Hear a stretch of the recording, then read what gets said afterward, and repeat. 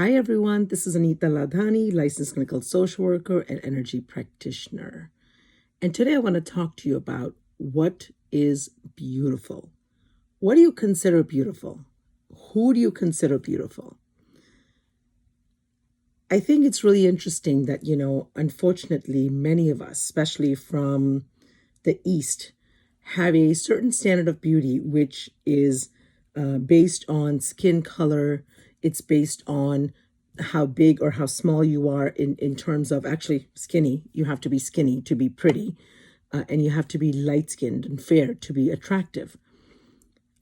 Also, sometimes, it matters what your hair looks like, that those are all considered, standards of beauty. But who decided that? I mean, they did, obviously, right? Which is why even now in India, like the Fair and Lovely cream and skin, bleaching ointments are a huge market. And it's so sad that, we still subscribe to that idea and that notion that if you're fair, if a certain skin tone, you're considered pretty, right? So in my case, I was considered a fair child. So I'm always told, oh, you're so pretty. You have such a pretty face. But I'm not pretty. I'm not beautiful because I'm heavier than the average person. So then that idea, because I'm not skinny enough, I'm not pretty enough according to the Indian Pakistani culture, right? Or even the West culture for that matter. But who decides that? Is that really, do I have to be, a certain size? Do I have to be a certain height? Do I have to be a certain, skin tone to be attractive? I don't think so.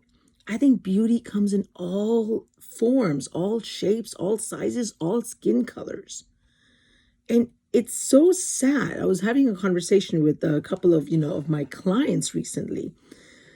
And, one said, yeah, I guess, the husband actually had the audacity to say something like, yeah, I would never marry a pretty girl. She'd be too pretty. So you married your wife because she's not beautiful? You don't consider her pretty?